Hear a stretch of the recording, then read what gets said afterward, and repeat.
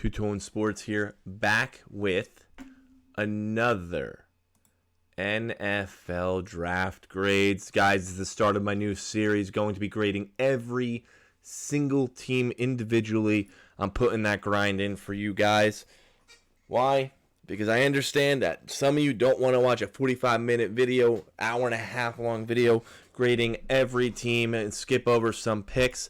So I'm going to go to the grindhouse for you guys. This video, we will be doing the Baltimore Ravens. If you do not see your team or haven't seen your team yet, I'm going in alphabetical order. I should be dropping videos twice a day until this is over. So please be patient. If you like the video, please like, comment, subscribe, hit that bell notification. If this is your favorite team or you have other feelings on this team, please let me know your draft grade in the comments below. With that being said, I would love to get into some discussions. Let's get into it. The Baltimore Ravens. Okay. I personally like the draft. Off-season grade, I'm giving you guys an A+. Off-season grade, I'm giving you A+. You brought in Odell, and you re-signed Lamar. Those are solid. Solid.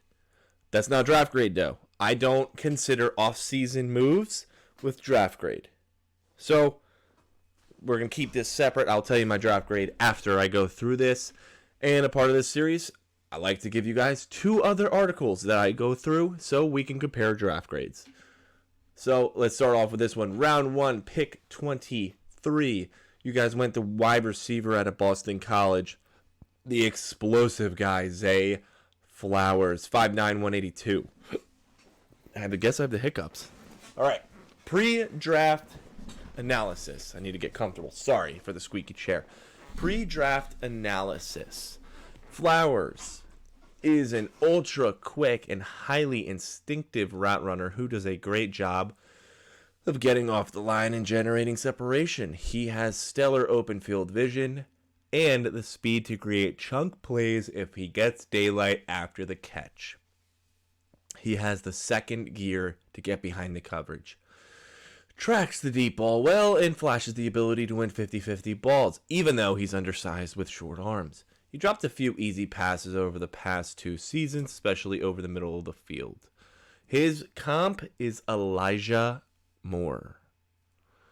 That's a nice comp, actually. That's a really nice comp. His post-draft analysis. Only the Bears, 121, had fewer receptions among its wide receivers in 2022 than the Ravens, which is 124.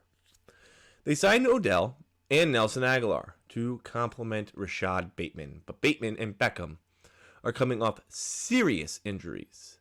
They needed to continue to add depth and surround Lamar Jackson with playmakers with that in mind. His projected year 1 impact. Plug and play starter. Flowers is a versatile wide receiver with game-changing speed. He can instantly improve the Baltimore offense from the slot and with his yards after catch ability. I like the Zay Flowers pick here. I really did. I really loved the Zay Flowers pick here. I mean, you needed weapons. And he honestly really fits just the Ravens mindset, the Ravens play style. The Ravens normally get like these uber athletic guys, and just he's so quick twitch, and I just feel like the Ravens just have these guys like Duvernay and all them that can make one cut and it's like, holy shit, he's in the end zone. He's just ridiculously fast, and like, wow, how the hell did that happen? Hence Odell, hence Lamar, even Dobbins. I mean, they're all like similar with that. Lamar can make one cut, even running up the middle of that offensive line, and he's just like, boom, 80 yards, touchdown. Like, how did this happen? Zay Flowers is very similar. So total Ravens pick. They traded their second round pick for Roquan Smith. Another off-season great move by them. Or during, I believe it was during the season. Great move. But either way, can't grade that. If it was, that's a home run pick. Second round pick for Roquan. I mean, come on. Talk about value. I love this Trenton Simpson pick. It bothers me because my Chargers went a different linebacker before it. Pre-draft analysis. One of Simpson's greatest strengths is his ability to match up with running backs and tight ends in man coverage. He's also an instinctive pass rusher with excellent initial burst and closing speed. He's a rangy run defender who explodes to and through the ball carrier. He has excellent range, but it takes too many false steps and too many poor angles when running to the ball. Kid is 6'2", 235 out of Clemson.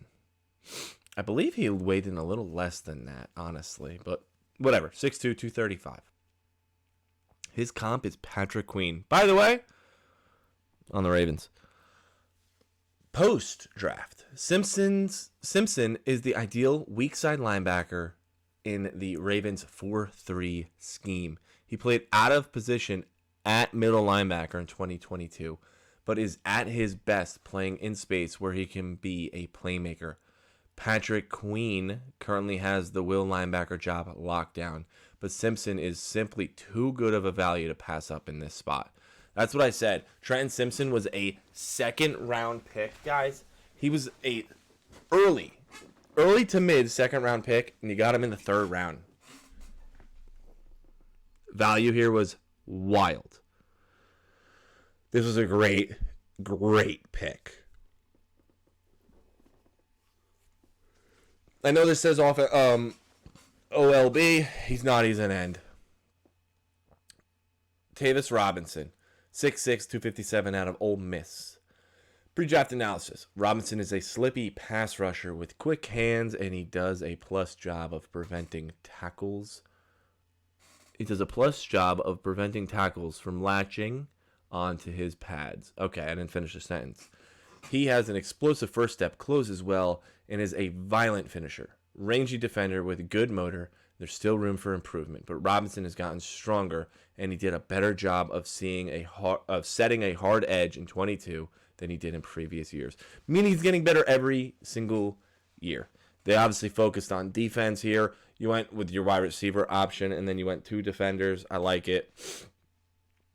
Back with another one, 6-foot corner out of Stanford, Caillou Blue Kelly. I probably butchered his name, but it is what it is. Kelly gets his hands on receivers and has the foot speed to mirror release in press coverage. He reads the QBs and flashes the ability to jump routes in underneath zones. Kelly tracks the ball well and is a competitive in 50-50 situations. He doesn't shy away from contact, but is inconsistent tackler and run support.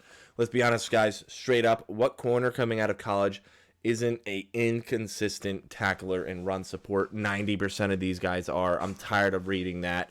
It's kind of known.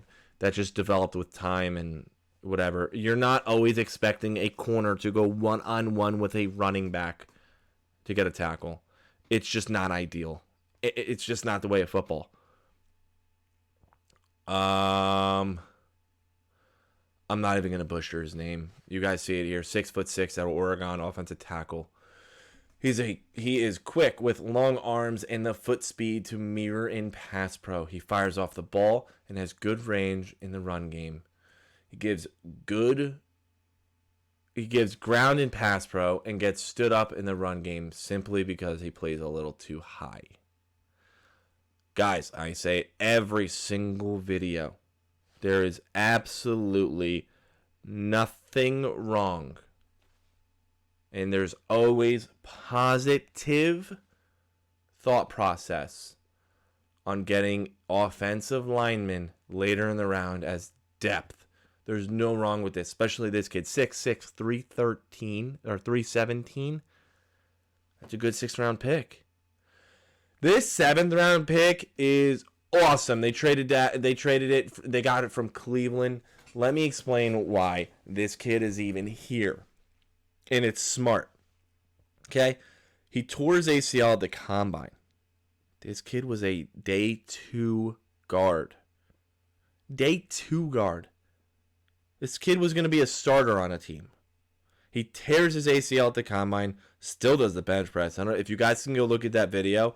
It's actually wild. He's doing the bench press with a brace on and crutches. So, whatever. Voorhees is a powerful run blocker who drives his legs, blocks to the sound of the whistle, and plays with a finisher's mentality. He has heavy hands and the violent punch to knock defenders off course in pass pro. Voorhees is a big and strong enough to anchor tore his ACL at the combine. This kid was a second or third round pick before he tears his ACL. You guys get him in the 7th, so no team even has an option to sign him to a undrafted free agent. This is smart. This is smart. He can play guard. He can play center. This is an awesome pick, and you're not beating value. Yeah, he's not playing for you year one. Who cares? Realistically, a 7th round guard or center pick will not play for you year one anyway. You know this kid has got the capability to play you in year 2. You know there's nothing wrong with this. This is awesome. It really is a stud of a pick. That is fantastic. We go here to see Mel. Oh, let me give you my grade. My grade for the Ravens.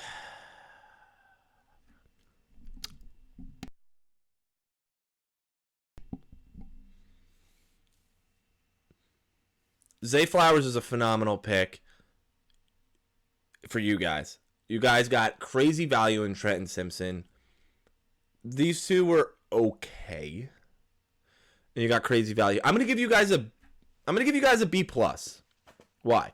This Andrew Voorhees pick right here is really what sent me over. Andrew Voorhees here and Trenton Simpson. Those picks, absolute stud picks. Forget the first round pick. These two picks were ridiculous value. This was ridiculous value. Look, you got the first position ranked linebacker, interior linebacker, on the board in the 3rd round. We know how the Ravens love their linebackers. This is awesome. Zay Flowers was a huge need for your team. Huge need. But you guys are getting a B plus because of this, Simpson, and Voorhees. Crazy value. Let's go down to Mel Kiper. All right. Baltimore's best move on Thursday, signing Lamar to a long-term deal, of course. Everything else was overshadowed by the news that the QB would be back. Still getting my top-ranked wideout, Zay Flowers, a few hours later, had to have made Jackson even more happy. Ravens receivers caught just 7 touchdown passes all last season, and they have Flowers and Odell now. Flowers will make plays out of the slot, but he can line up outside too. He could break tackles or run by defensive backs. Awesome addition. Baltimore traded away its 2nd-round pick in this draft to land Roquan. And then it took the top-ranked off-ball backer in this class was Trenton Simpson. Could be a steal. I had him ranked number 35 on my board, and he could play on 3rd downs and stick to tight ends in coverage. This pick might be an admission that Patrick Queen hasn't quite worked out since been taken in the 1st round in 2020. Quarterback Caillou Blue Kelly was value on my board, and I like the stash of the pick of guard Andrew Voorhees, who will likely sit out all of 2023 after the ACL tear. He would have been a 2nd or 3rd rounder, literally what I just said, without the injury. DaCosta didn't do his usual wheeling and dealing with trades this weekend, but he landed a nice class, headlined by my guy, Flowers. I gave a B plus. Guys, I don't read these before. I come up here and I literally come here and I click Baltimore. I don't even let it see. This is exactly where it brings to me. I don't see the grade. I have not read this article. I'm doing straight through reactions and giving you guys my thoughts. Now let me throw this over to PFF because like I said, I like to do 2 articles and my opinion. So, draft grade, not them. Baltimore Ravens, day 1, Flowers shifty, knows how to separate. He can replace the production they lost from Hollywood Brown. I think this is a perfect replacement for Hollywood Brown. After trading him away last year, Flowers racked up 500 receiving yards on throws 20-plus yards down the field. That's insane. Baltimore gets good value here in Clemson, off-ball linebacker Trent Simpson, a former 5-star recruit Simpson's numbers did dip a bit from 2021 to 22 as he moved from an overhang role to playing more in between the tackles. But Ravens will surely take advantage of the physically gifted linebacker's versatility. Day 3. Robinson has all the tools at 6'6", 257 pounds. He's a project, though, and while he has the length and power to play in the NFL, he still needs to widen his pass rush arsenal. Baltimore won't ask him to play a ton early, and they'll have to decide if he's a 3-4 and or outside linebacker in their defense. Kelly has a ton of football experience as the son of former NFL corner and 4-year starter at Stanford. Did not know that. Which ran man-heavy scheme in his time here. Nonetheless, Kelly may be a better fit in a zone scheme due to his length and vision. Here we are in Voorhees, baby.